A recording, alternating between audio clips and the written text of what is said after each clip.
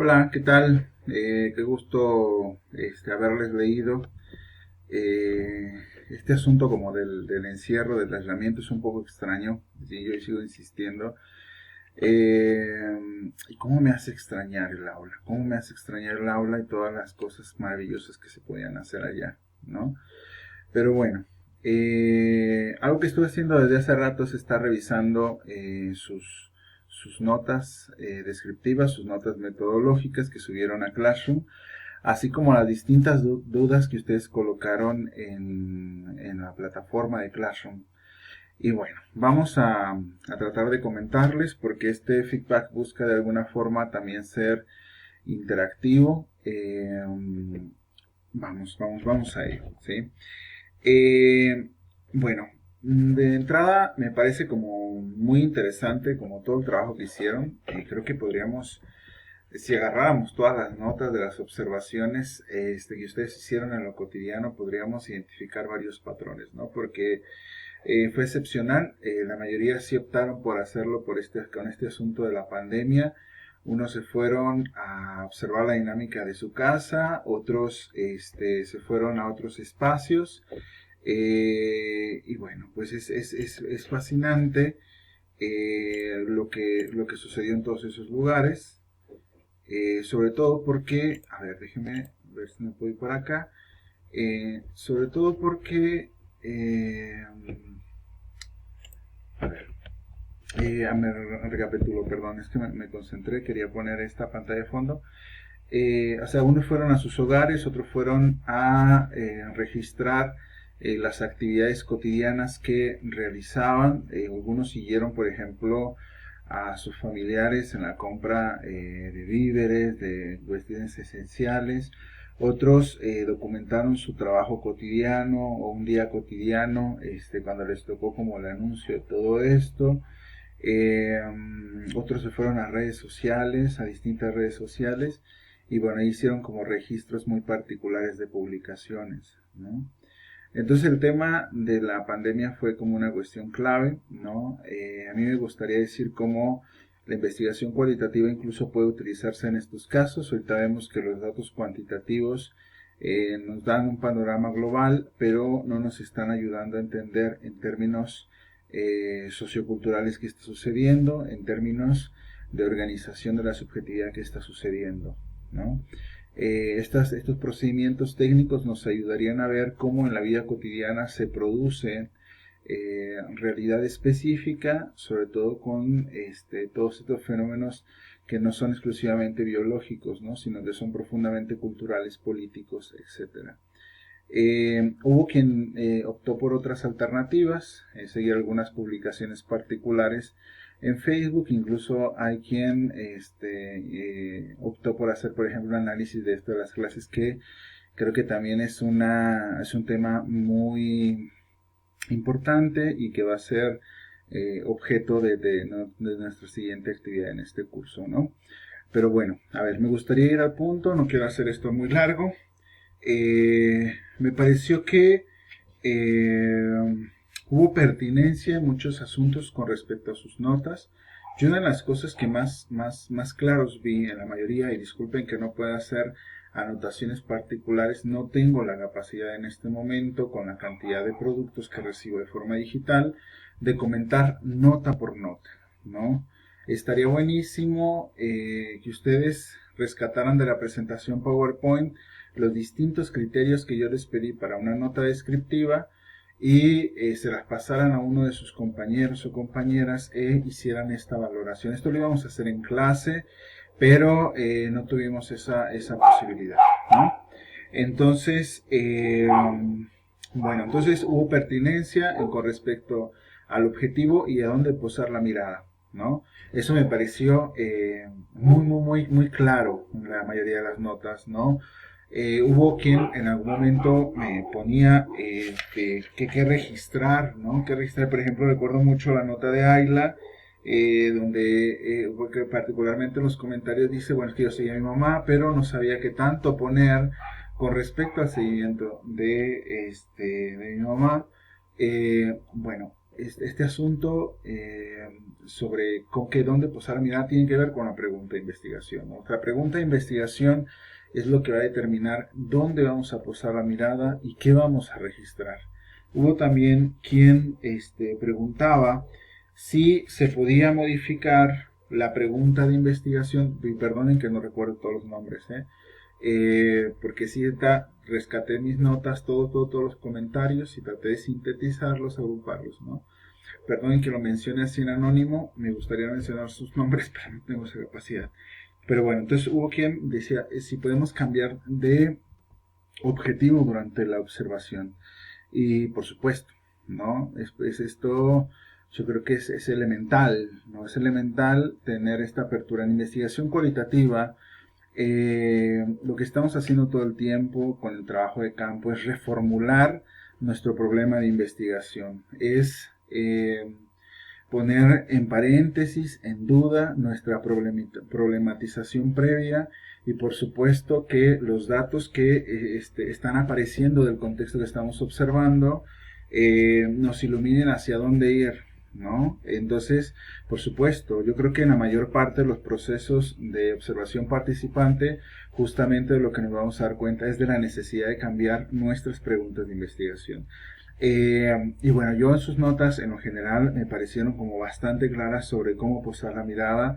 Por ejemplo, una nota que sobre observación en cuestiones digitales, que quizá en el video previo no entré tantos detalles, pero me parece que lo resolvieron de una forma bastante clara. Por ejemplo, la nota de Eduardo, que se va a observar algunas publicaciones en medios digitales, va haciendo como un análisis muy interesante porque nos presenta el contexto y luego se va focalizando en ciertos elementos de ciertas publicaciones, de ciertas características estructurales.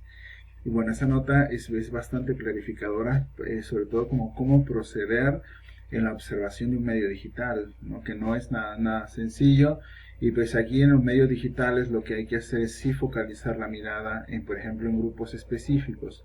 Les doy una pista, ¿no? Una pista, cuando yo estaba haciendo la etnografía con las personas que tenían enfermedad renal, hubo un momento donde yo me tuve que ir a la red. No pude profundizar mucho en eso y después otros compañeros hicieron un estudio sobre eso, pero lo que yo sí documenté es cómo las redes sociales eran, o son, mejor dicho, utilizadas para la compraventa de medicamentos y donación de los mismos. Y entonces yo tenía que focalizarme en grupos específicos y hacer entrar a ese grupo, describir mi entrada al grupo, rescatar cierto número de publicaciones, rescatar características estructurales de esos grupos, ver las dinámicas, etcétera. Pero para eso, por ejemplo, yo tuve que hacer una publicación en el grupo diciendo que yo era investigador y que me interesaba eso, sobre todo porque cuando observamos espacios públicos, por ejemplo, mi muro es un espacio público, todas las cosas que aparezcan no necesitan de pedir el consentimiento de las personas, ¿no? Porque ya está implícito que si hay algo que aparece en un espacio público puede disponerse, ¿no? Pero si está publicado en un grupo cerrado, un grupo que no sea público, es necesario pedir consentimiento a las personas para tomar registro de lo que se está observando ahí, ¿no?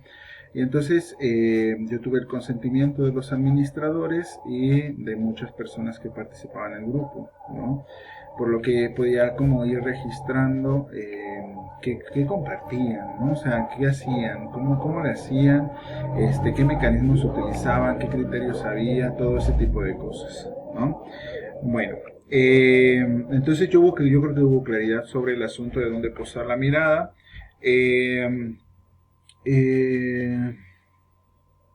Se respetó en lo general la cuestión de la redacción en el presente histórico, que eso también está buenísimo. Y hubo algunas dificultades. Por ejemplo, el nombre de los archivos casi no se respetó, ¿no?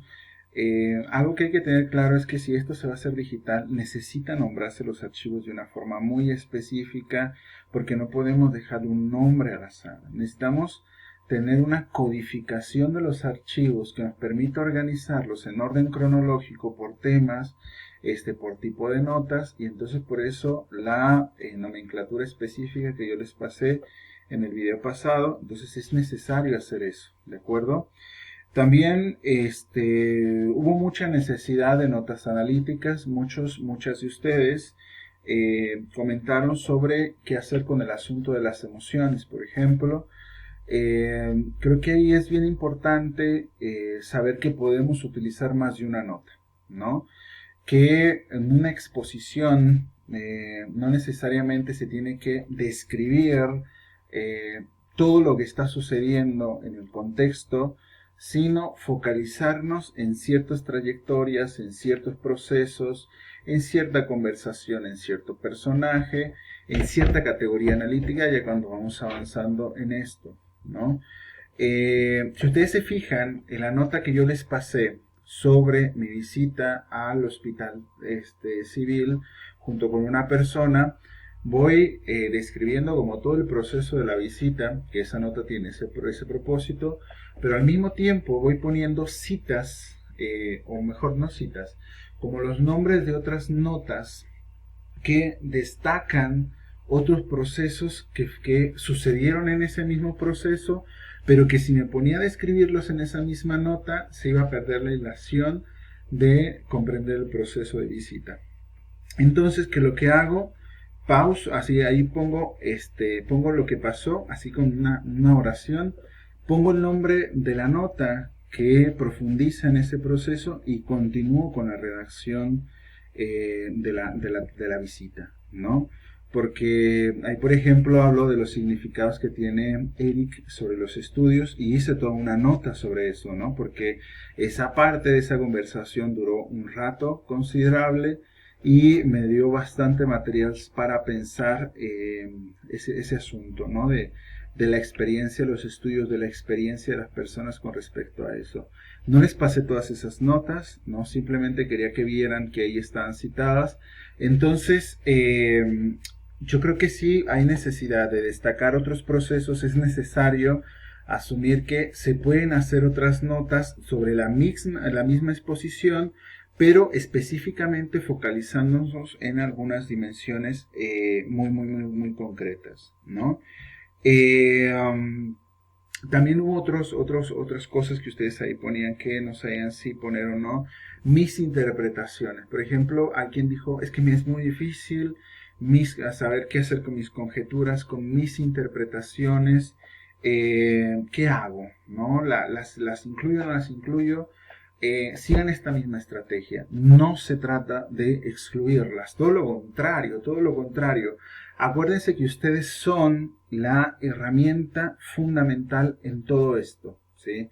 Su forma de procesar la realidad, su forma de interpretarla es elemental para construir conocimiento, ¿no? Acá no estamos negando la subjetividad, no estamos negando nuestra subjetividad, ¿sí? Lo que estamos tratando de hacer, ¿sí?, es ver si mis prejuicios, mi forma de lectura de la realidad, ¿sí?, está permeando a la lectura que hacen otros actores sociales. Es decir, que yo ignoro ciertas cosas que están haciendo los actores sociales para que mi interpretación pase, ¿no? Eso tenemos que vigilarlo muy activamente con los procesos de reflexividad. Eso tenemos que vigilarlo con este asunto de autovigilancia, con la descripción de las notas, de cómo me siento, de cómo me leen, de cómo me perciben otros, de cómo me voy percibiendo yo a lo largo de la exposición en el trabajo de análisis. Y por eso es bien importante asumir algo. La observación participante se realiza a lo largo del tiempo, ¿sí? A lo largo del tiempo, ¿sí? Entonces, no podemos asumir que con una exposición tenemos a la realidad completamente descrita, bien clara.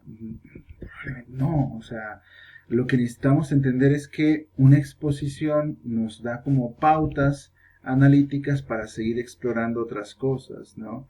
Las exposiciones frecuentes, constantes, es lo que nos va a permitir encontrar patrones en el comportamiento de las personas, en el comportamiento cotidiano de los fenómenos, porque a lo mejor lo que nos toca en una exposición es un comportamiento completamente atípico, pero si le damos como el seguimiento, ¿no? Si le damos como el seguimiento a lo largo del tiempo, de los meses, nos vamos a dar cuenta de que hay cosas que son cotidianas, cosas que siguen como siendo frecuentes en la forma en cómo se da sentido a eso, y entonces ahí es donde está el elemento que hay que rescatar, ¿no? Eh, una cosa que ustedes destacan mucho en el debate que hacen abajo de esta actividad es sobre qué hacer con el involucramiento, ¿no? Recuerdo mucho el comentario de Leslie, por ejemplo, de si, qué pasa si hay poco o nulo involucramiento, qué pasa si empiezo a platicar con las personas, si las personas me piden mi opinión durante la observación participante, ¿qué hago? ¿Sí? Observación participante es eso, involucrarse, ¿no? Pero tenemos que pensar esto estratégicamente, ¿sí? Estratégicamente. ¿Con quién me voy a involucrar? ¿De qué manera? ¿No? Por ejemplo, cuando yo iba con Eric sabía explícitamente todo el proceso de mi investigación. Ya había entrevistado a Eric, ya conocía su historia, ¿no? Eric sabía que yo estaba yendo cotidianamente a una asociación civil donde él acudía para que le apoyaran con sus medicamentos y ese tipo de cosas.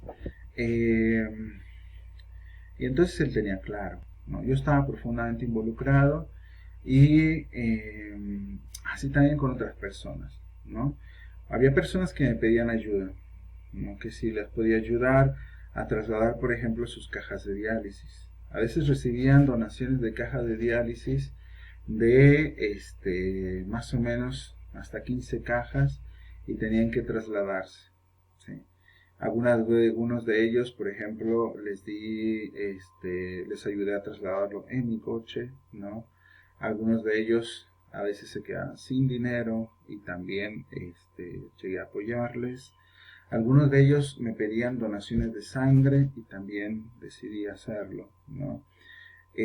Pero es siempre partiendo de la idea de cuál es mi posición y cómo estoy siendo leído, y si eso va a implicar un riesgo para mí o para las personas, ¿no? Este asunto del involucramiento se da en ese sentido. ¿Cómo involucrarme? ¿Es necesario involucrarme? Sí. ¿Es necesario conversar con las personas? Sí. ¿Todo el tiempo es necesario conversar con las personas? No. ¿Es necesario conversar con todas las personas que estoy observando? No. ¿Sí? ¿Qué define con quién converso, con quién no converso?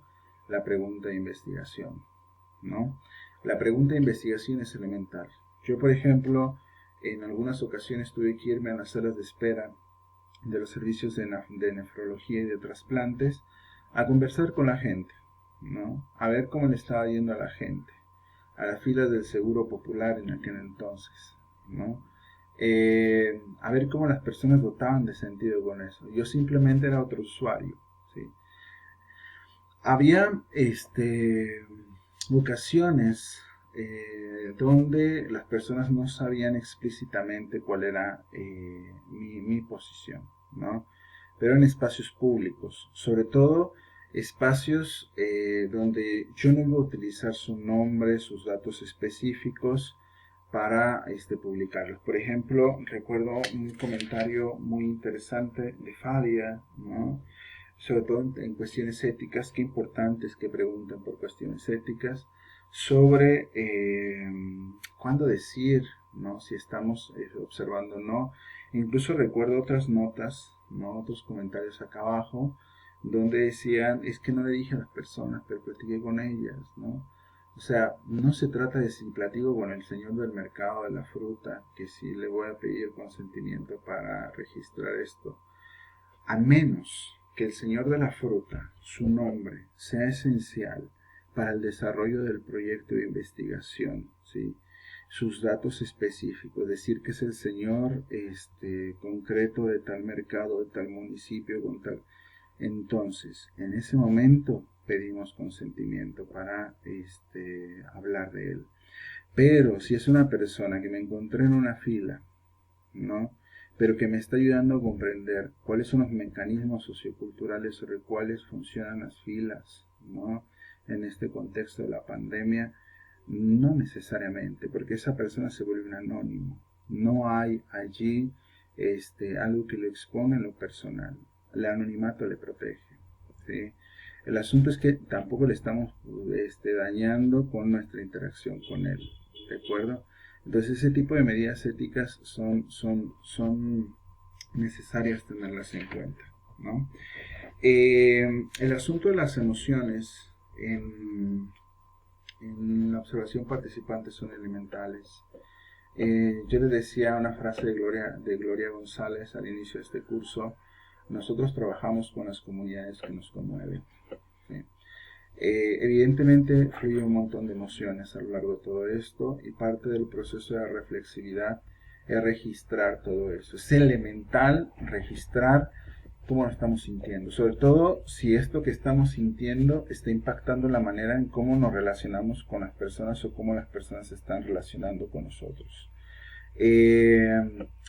Y yo creo que es clave, ¿no? Porque la cuestión de las emociones nos da un montón de pistas sobre dónde andan nuestros prejuicios, nuestros juicios, nuestros estereotipos con respecto a la gente, ¿no?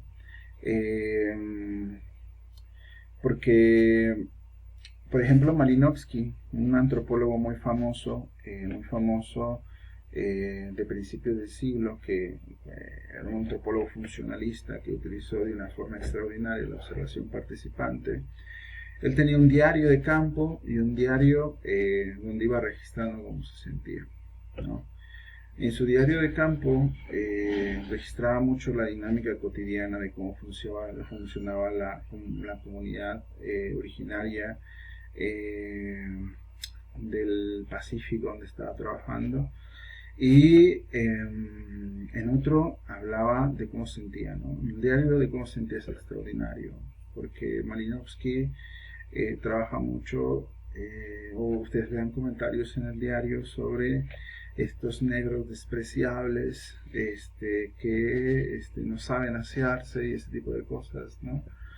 Pero ese diario justamente lo que ayudó fue a empezar a ver la importancia del registro de los afectos en la forma de vincularnos con las personas, ¿no? Porque en el caso de Malinowski, en términos posteriores, porque para él no era tan patente este asunto de la cuestión racial, eh, dio la pauta como para ver cómo todo este asunto afectivo pues nos hace que nos involucremos o no nos involucremos con las personas, ¿no? En mi caso, por ejemplo, el asunto de registrar las emociones también fue elemental, porque pues yo estaba trabajando con personas que estaban en procesos de una alta precariedad, ¿no? Y es muy cansado.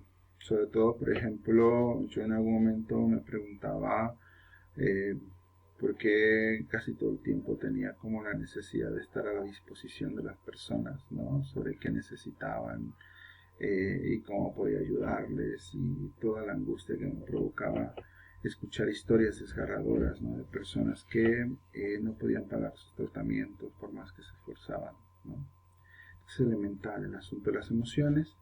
Preguntaban sobre si hacerlo en la misma nota o no. Insisto, la cuestión de hacer varias notas sobre el mismo proceso de exposición puede ser clave. Una nota descriptiva sobre emociones, incluso una nota después analítica sobre las emociones, puede ser elemental de vincular cómo nos sentimos en distintos procesos, ¿no? Hay quien hablaba sobre esta dificultad de comparar el antes y el después, sobre utilizar la experiencia en términos retrospectivos Por ejemplo, recuerdo el comentario de acá abajo de Fabi, que decía algo así como, es que está mi experiencia pasada en la cafetería, ¿cómo le hago? ¿No? O sea, ¿la desecho? No, para nada, todo lo contrario. No, todo lo contrario, utiliza tu experiencia pasada precisamente para hipotetizar, para pensar analíticamente cómo acercarse a todo este fenómeno, qué ruta seguir. Es necesario rescatar la propia experiencia para todo eso, ¿no? Eh, bueno, mm, mm, mm, mm.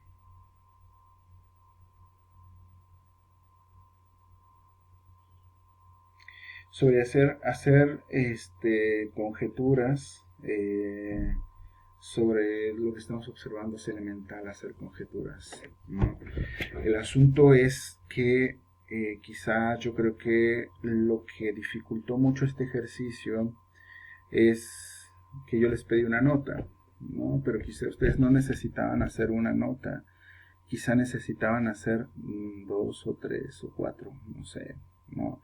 Siempre cuando es la primera exposición nos damos cuenta de que con el ejercicio de extrañamiento todo se nos presenta nuevo, ¿no? Y entonces hay un montón de cosas que registrar. Conforme vamos avanzando se va como focalizando la observación y ya vamos registrando cosas más puntuales, ¿no? Pero al inicio es esto, ¿no? O sea, ¿qué hago con mis conjeturas, con mis hipótesis, con mis interpretaciones? Elaboro más de una nota, ¿no? Elaboro más de una nota sobre a dónde puedo ir, cómo puedo ir, etcétera. Incluso algunas de esas conjeturas pudieron haber sido unas notas metodológicas, ¿no? Sobre con quién conversar, a qué hora observar, qué escenarios observar, de qué manera, con quién involucrarme, con quién distanciarme, etcétera, etcétera, ¿no? Y bueno, me gustaría, hubo quien menciona este asunto de las llamadas, que es lo único que me queda como suelto. Eh, si era un espacio como un gimnasio y tenías la aprobación institucional de hacer el estudio en ese espacio, se podía registrar siempre y cuando no hablaras de la identidad particular de la persona que estaba haciendo esa llamada, ¿no? Pero sí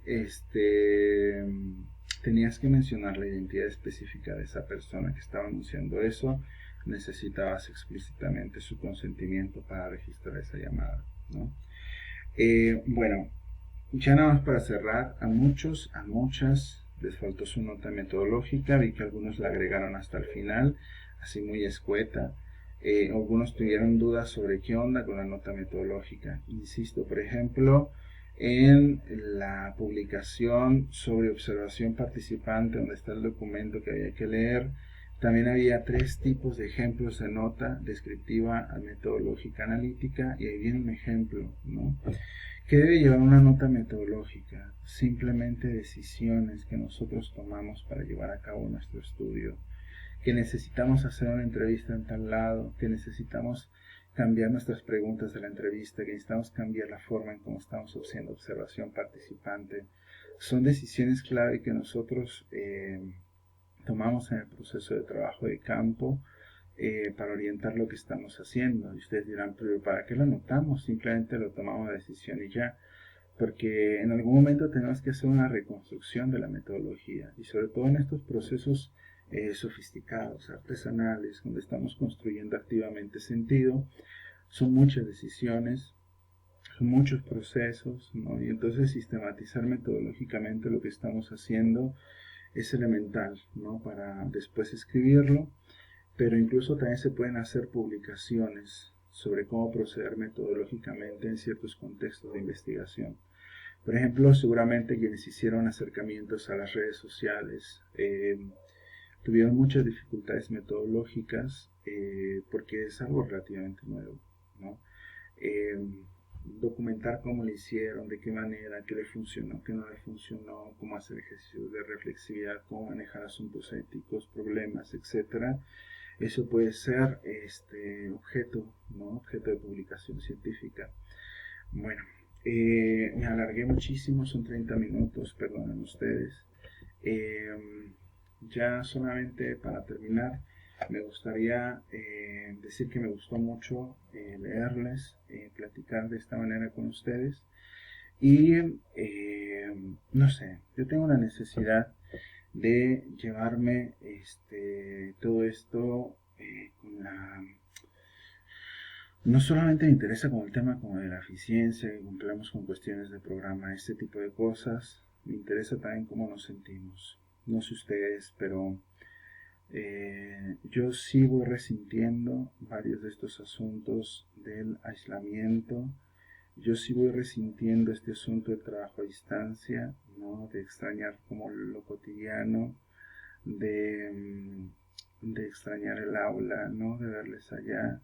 Voy resintiendo no ver tanto a mi familia, voy resintiendo estar permanentemente como haciendo estas rutinas, ¿no? Eh, y quizá debamos pensar cómo vamos a plantear lo que sigue del curso, ¿no? Porque se vienen varias cosas, ¿no? No sé si ya vieron hace ratito la conferencia donde se declaró ya emergencia nacional, ¿no? Eso implica que esa declaratoria modifica toda la vida social porque hay leyes específicas que se tienen que llevar a cabo. No es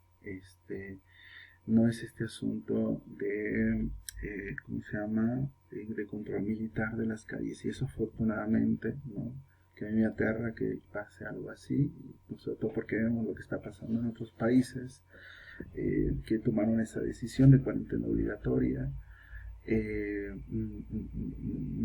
Lo que sigue es que hasta el 30 de abril, cuando menos, está esa declaratoria y evidentemente no vamos a rezar el 20, no vamos a rezar el 20. O sea, yo creo, si le soy franco, que vamos a seguir esto este semestre hasta así en digital, ¿no? Entonces vamos pensando qué podemos hacer frente a todo esto y yo estoy pensando en los productos que tienen que entregar, ¿no? Porque yo no quiero saturarles de tarea ahora, no quiero, ¿sí? Es un curso donde se satura muchísimo de trabajo. Ya me di cuenta que la cuestión de las matrices la puse mal, realmente me las debían haber entregado hoy, pero le puse que hasta el 15 de abril, algo así, ¿no? O sea, y no voy a cambiar la fecha, no voy a cambiar la fecha porque estoy seguro que muchos de ustedes ya se programaron en función de eso, ¿no? Entonces yo estoy pensando en más que hacer como todo un protocolo, hacer cuando menos una serie de apartados clave que seguramente no nos van a volver a hacer como los hacían acá. Perdón, no es que no lo vayan a hacer, más bien creo que en otros cursos no les han exigido con tanta claridad, con tanta especificidad esos apartados, que es el planteamiento del problema, que son los antecedentes y los objetivos, ¿no? O sea, ese yo creo que debe ser el entregable de este curso y por tanto las asesorías para, para esta semana se cancelan, ¿no? Y lo vamos a hacer regresando a vacaciones. Yo quisiera que esta semana se organizaran ustedes para que fueran avanzando con las matrices. Es elemental que avancen con las matrices, que yo digo que a esta altura ya deben estar relativamente avanzadas, pero quiero que me platiquen cómo están, cómo se sienten, ¿no? Porque yo no sé de ustedes, a mí me cuesta trabajo a laborar en estas condiciones. No es porque esté como tirando un cama todo el tiempo, sino porque hay muchos cambios que en la rutina cotidiana me sorprende. La demanda que con un niño de 2 años hay de trabajo, no en un hogar, no porque no lo cuidara antes, sino porque ahora estar 24/7 organizando la dinámica, cocinando en casa, y bueno, muchos otros cambios que se viven acá que no voy a tener a platicarles, ¿no? Pero que pues modifican mucho, ¿no? Y no sé, yo quisiera que además de esto buscaran como espacios para sentirse bien, ¿no? Para leer lo que a ustedes les gusta, ver lo que a ustedes les gusta, estar tranquilos, convivir con su familia. Entonces, no sé, les voy a pedir ahorita que participen en un forito que voy a crear sobre cómo se sienten y qué piensan de la propuesta de solamente hacer como el entregable del protocolo con estos apartados y algunos otros ejercicios prácticos que siguen, ¿no? Pero insisto, mi propósito de Satural es lo menos posible, ¿no? Bueno, pues no tengo más que agregar. Les agradezco mucho su paciencia. Espero les sea leve, como haya sido leve revisar todo esto. Sé que es cansado escuchar a alguien tanto tiempo, entonces, bueno, pues muchas gracias y nos estamos viendo, ¿vale?